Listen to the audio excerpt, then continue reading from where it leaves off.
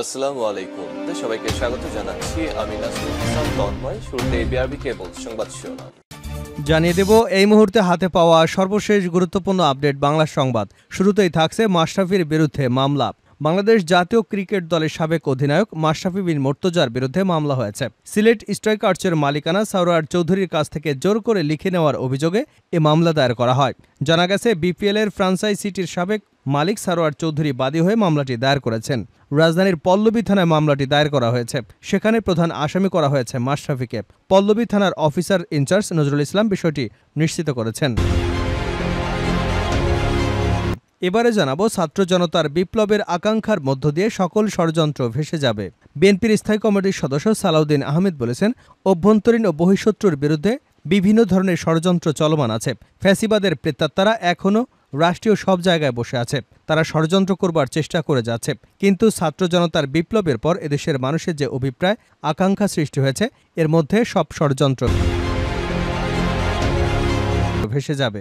জানাবো সুষ্ঠু নির্বাচন ব্যবস্থা চাই জে এম কাদের। জাতীয় পার্টির চেয়ারম্যান জে এম কাদের বলেছেন, 1996 থেকে 2008 সালে ভালো নির্বাচন হলেও দেশ ভালো সরকার পায়নি। বিগত সময় সুষ্ঠু নির্বাচনের পর আমরা কখনো সঠিক রাজনীতি পাইনি। আমাদের সংবিধান এক ব্যক্তির হাতে সব ক্ষমতা দিয়েছে। এই সংবিধানের অধীনে সুষ্ঠু নির্বাচনে যাকে ক্ষমতায় বসাবেন তিনিই ক্ষমতার জোরে দানব হতে বাধ্য। তাই সুষ্ঠু নির্বাচন নয়, সুষ্ঠু শাসন ব্যবস্থা চাই। এদিকে চাকুরির বয়স 35-এর দাবি যমুনায় আন্দোলনরতদের প্রতিনিধি দল। সরকারি চাকুরিতে আবেদনের বয়স 35 বছর নির্ধারণের দাবিতে অন্তর্বর্তীকালীন সরকারের প্রধান উপদেষ্টা অধ্যাপক ড মোহাম্মদ ইউনূসের বাসভবন যমুনায় প্রবেশ করেছেন আন্দোলনরতদের একটি প্রতিনিধি দল। সোমবার বিকাল 5:25 দিকে তারা যমুনায় প্রবেশ করেছেন। জানিয়ে দেব শ্রমিক হত্যায় সিপিবি নিন্দা ও প্রতিবাদ। আশুলিয়ায় গুলি করে শ্রমিক হত্যার তীব্র নিন্দা জানিয়ে হত্যা, গুলিবর্ষণ, নির্যাতন বন্ধ করে অর্থবহ সংলাপের মাধ্যমে শ্রমিকদের ন্যায্য দাবি মেনে নিয়ে শিল্পের সুষ্ঠু পরিবেশ ফিরিয়ে আনবার আহ্বান জানিয়েছে সিপিবি। সোমবার বাংলাদেশ কমিউনিস্ট পার্টির সভাপতি মোহাম্মদ শাহ আলম ও সাধারণ সম্পাদক রুহিন হোসেন প্রিন্স এক বিবৃতিতে এমন আহ্বান জানিয়েছেন। এবং সর্বশেষ জানাবো আন্তর্জাতিক সংবাদ। লেবাননে স্থল অভিযানের পরিকল্পনা ইসরায়েলের। লেবাননে চলছে ইসরায়েলের অবিরাম বোমা হামলা। এরই মধ্যে দেশটিতে স্থল অভিযান চালানোর প্রস্তুতি হিসেবে সীমান্তে সামরিক উপস্থিতি বাড়াচ্ছে ইসরায়েল। এক মার্কিন কর্মকর্তা সিএনএনকে জানিয়েছে, লেবাননের স্থল অভিযান হতে পারে বলে মনে করছেন তারা। তবে স্থল অভিযান কখন চালানো হবে এ বিষয়ে চূড়ান্ত সিদ্ধান্ত এখনও নেওয়া হয়নি বলে জানিয়েছেন ওই মার্কিন কর্মকর্তা। এতক্ষণ শিরোনাম শুনছিলেন, এবার বিস্তারিত। প্রিয় দর্শক, আপনি যদি এই চ্যানেলে নতুন হয়ে থাকেন, ভিডিওটি দেখতে দেখতে চ্যানেলটি সাবস্ক্রাইব করে আমাদের সঙ্গে থাকুন। আর এই ভিডিও সম্পর্কে আপনি আপনার মূল্যবান মতামতটি কমেন্ট বক্সে জানিয়ে দিন। আর হ্যাঁ প্রিয় দর্শক, জানিয়ে দিন ভিডিওটি কোথা থেকে দেখছেন। মাশরাফির বিরুদ্ধে মামলা। বাংলাদেশ জাতীয় ক্রিকেট দলের সাবেক অধিনায়ক মাশরাফি বিন মুর্তজার বিরুদ্ধে মামলা হয়েছে। সিলেট স্ট্রাইকার্সের মালিকানা সারোয়ার চৌধুরীর কাছ থেকে জোর করে লিখে নেওয়ার অভিযোগে এ মামলা হয়েছে। জানা গেছে বিপিএলের ফ্রাঞ্চাইজিটির সাবেক মালিক সারোয়ার চৌধুরী বাদী হয়ে মামলাটি দায়ের করেছেন। রাজধানীর পল্লবী থানায় মামলাটি করা হয়েছে, যেখানে প্রধান আসামি করা হয়েছে মাশরাফিকে। পল্লবী থানার অফিসার ইনচার্জ নজরুল ইসলাম বিষয়টি নিশ্চিত করেছেন। মামলার এজাহারে বলা হয়েছে, জোরপূর্বক সারোয়ার চৌধুরীর কাছ থেকে সিলেট স্ট্রাইকার্সের মাদার প্রতিষ্ঠান ফিউচার স্পোর্টস বাংলাদেশ লিমিটেডের মালিকানা কেড়ে নেওয়া হয়েছে। মাশরাফির কার্যালয়ে বসে হেলাল বিন ইউসুফ শুভ্র নামে সিলেট স্ট্রাইকার্সের সহমালিক সারোয়ার চৌধুরী মাথায় রিভলভার ঠেকিয়েছিলেন। রেজিস্ট্রার অব জয়েন্ট স্টক কোম্পানির এক কর্মকর্তা সারোয়ারকে কোনো কিছু জিজ্ঞাসা না করেই স্বাক্ষর নিতে শুরু করেন। এমনকি তার পাসপোর্টও জব্দ করা হয়েছিল। এ সময় তিনি যেন কারোর সঙ্গে বিষয়টি নিয়ে কোনো কথা না বলেন সেই হুমকিও দিয়েছিল শুভ্র। মামলাটিতে মাশরাফি ছাড়াও হেলাল বিন ইউসুফ, শুভ্র, মোহাম্মদ ইমাম হাসান অজ্ঞাত, রেজিস্ট্রার অব জয়েন্ট স্টক কোম্পানির এক কর্মকর্তা কে এম রাসেল, বাবুল এবং অজ্ঞাত সহ মোট 8 জনকে আসামি করা হয়েছে। ছাত্র জনতার বিপ্লবের আকাঙ্ক্ষার মধ্য দিয়ে সকল ষড়যন্ত্র ভেসে যাবে, সালাউদ্দিন আহমেদ। বিএনপির স্থায়ী কমিটির সদস্য সালাউদ্দিন আহমেদ বলেছেন, অভ্যন্তরীণ এবং বহিঃশত্রুর বিভিন্ন ধরনের ষড়যন্ত্র চলমান আছে। ফ্যাসিবাদের প্রেতাত্মারা এখনও রাষ্ট্রীয় সব জায়গায় বসে আছে। তারা ষড়যন্ত্র করবার চেষ্টা করে যাচ্ছে। কিন্তু ছাত্র জনতার বিপ্লবের পর দেশের মানুষের যে অভিপ্রায়, যে আকাঙ্ক্ষার সৃষ্টি হয়েছে, এর মধ্যে সব ষড়যন্ত্র ভেসে যাবে। আজ সোমবার ওলামা দলের 54তম প্রতিষ্ঠা বার্ষিকী উপলক্ষে বিএনপির প্রতিষ্ঠাতা শহীদ প্রেসিডেন্ট জিয়াউর রহমানের বীর উত্তমের মাজারে শ্রদ্ধা এবং ফাতিহা পাঠ শেষে সাংবাদিকদের তিনি একথা বলেন। সালাউদ্দিন আহমেদ বলেন, বিএনপি ধর্মীয় মূল্যবোধে বিশ্বাসী দল, সকল ধর্মের স্বাধীনতায় বিশ্বাসী। আমরা সাম্প্রতিক সম্প্রীতি বজায় রেখে সকল বৈষম্য দূর করে একটি গণতান্ত্রিক বাংলাদেশ বিনির্মাণে প্রচেষ্টা চালিয়ে যাচ্ছি। তিনি বলেন, দেশের সকল মানুষ তার ধর্মীয় স্বাধীনতা উপভোগ করবে, সাম্প্রদায়িক সম্প্রীতি সবসময় বিরাজমান থাকবে। অন্যান্য ধর্মীয় লোক হলেও আমরা সবাই বাংলাদেশি, এদেশের নাগরিক, সকলে সব সুবিধা ভোগ করবে। এখানে কোনো সংখ্যালঘু বা সংখ্যাগুরু বলতে কিছু নেই।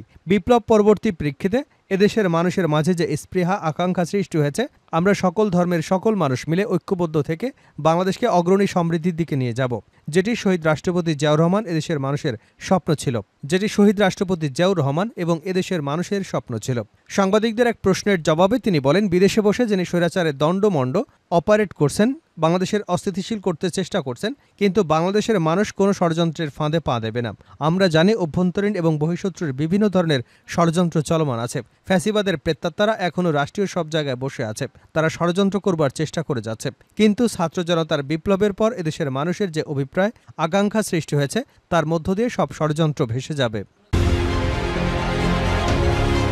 সুষ্ঠু শাসন ব্যবস্থা চাই জে এম কাদের। জাতীয় পার্টির চেয়ারম্যান জে এম কাদের বলেছেন, 1996 থেকে 2008 সালে ভালো নির্বাচন হলেও দেশে ভালো সরকার পায়নি। বিগত সময় সুষ্ঠু নির্বাচনের পর আমরা কখনো সঠিক রাজনীতি পাইনি। আমাদের সংবিধান এক ব্যক্তির হাতে সব ক্ষমতা দিয়েছে।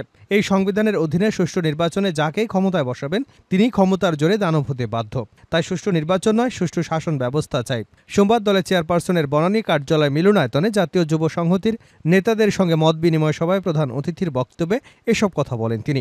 নির্বাচনের আগে সুষ্ঠু নির্বাচনের পরিবেশ চাই এমন দাবি জানিয়ে তিনি বলেন, দুটো দলই দলীয়করণের মাধ্যমে সব প্রতিষ্ঠান কুক্ষিগত করেছিল। আমরা কখনো প্রশাসন এবং বিচার বিভাগ দলীয়করণ মুক্ত পেয়েছি? এক দলীয়করণ থেকে আরেক দলীয়করণ চাই না। সংবিধানের সংশোধন করে গণমুখী এবং জবাবদিহিমূলক সরকার ব্যবস্থা করতে হবে এমন দাবি করে তিনি বলেন, জাতীয় সংসদ নির্বাচনের আগে আমরা স্থানীয় সরকার নির্বাচন চাই, তবে আমরা বুঝতে পারব নির্বাচন বিষয়ে কতটা সংস্কার হলো, নির্বাচন সুষ্ঠু হবে কিনা। যারাই ক্ষমতায় আসুক তারা যেন দানব না হতে পারে। বর্তমান অন্তর্বর্তীকালীন সরকারের প্রতি আমাদের আস্থা আছে, ব্যক্তিগতভাবেও আমরা তাদের বিশ্বাস করি। চাকুরির বয়স 35 দাবি যমুনায় আন্দোলনরতদের প্রতিনিধি দল। সরকারি চাকুরিতে আবেদনের বয়স 35 বছর নির্ধারণের দাবিতে অন্তর্বর্তীকালীন সরকারের প্রধান উপদেষ্টা অধ্যাপক ডক্টর মোহাম্মদ ইউনূসের বাসভবন যমুনায় প্রবেশ করেছেন আন্দোলনরত একটি প্রতিনিধি দল। সোমবার বিকাল 5:25 দিকে তারা যমুনায় প্রবেশ করেছেন। এর আগে বিকাল 3:30টার দিকে প্রধান উপদেষ্টার বাসভবনের সামনে এক সংবাদ সম্মেলনে আন্দোলনকারীরা জানান, তারা প্রধান উপদেষ্টার সাক্ষাৎ চান। প্রধান উপদেষ্টা ছাড়া কারো সঙ্গে তারা আলোচনা করতে চান না। সাক্ষাৎ না পাওয়া পর্যন্ত আন্দোলন চালিয়ে যেতে চান তারা। এদিকে বয়সীমা বৃদ্ধির দাবি বিবেচনায় একজন সাবেক সচিবকে প্রধান করে কমিটি গঠন করে দিয়েছে সরকার। আগামী 7 কার্যদিবসের মধ্যে কমিটিকে প্রতিবেদন দিতে বলা হয়েছে। শ্রমিক হত্যায় সিপিবির নিন্দা ও প্রতিবাদ। আশুলিয়ায় গুলি করে শ্রমিক হত্যার তীব্র নিন্দা জানিয়ে হত্যা, গুলিবর্ষণ এবং নির্যাতন বন্ধ করে অর্থবহ সংলাপের মাধ্যমে শ্রমিকদের ন্যায্য দাবি মেনে নিয়ে শিল্পের সুষ্ঠু পরিবেশ ফিরিয়ে আনবার আহ্বান জানিয়েছে সিপিবি। সোমবার বাংলাদেশ কমিউনিস্ট পার্টির সভাপতি মোহাম্মদ শাহ আলম এবং সাধারণ সম্পাদক রুহিন হোসেন প্রিন্স এক বিবৃতিতে এমন আহ্বান জানিয়েছেন। গণমাধ্যমে পাঠানো বিবৃতিতে নেতৃবৃন্দ বলেন, দীর্ঘদিন যাবৎ শ্রমিকদের শোষণ নির্যাতন করা হয়েছে। ট্রেড ইউনিয়ন অধিকার না দিয়ে গণতন্ত্রের চর্চা করতে দেওয়া হয়নি। অনেকগুলো কারখানায় বকেয়া বেতন না দিয়ে উপরন্তু অতীতের ন্যায় দমন পীড়ন চালিয়ে শ্রমিকদের বিক্ষুব্ধ করা হয়েছে। আইন ভঙ্গকারী মালিকদের বিরুদ্ধে কোনো ব্যবস্থা না নিয়ে শ্রমিক ছাঁটাই, শ্রমিক নির্যাতন, এমনকি গুলিবর্ষণ করে শিল্প সম্পর্ক বিনষ্ট করে উৎপাদন এবং অর্থনৈতিক কর্মকাণ্ডকে সংকটাপন্ন করা হয়েছে। এমতাবস্থায় শিল্পের সুষ্ঠু পরিবেশ ফিরিয়ে আনতে অর্থবহ সংলাপ, বিশেষ করে কারখানা ভিত্তিক দ্বিপাক্ষীয় ত্রিপক্ষীয় আলোচনার মাধ্যমে ন্যায্য দাবি মেনে নিয়ে যুক্তিযুক্ত সমাধানের দাবি জানাই।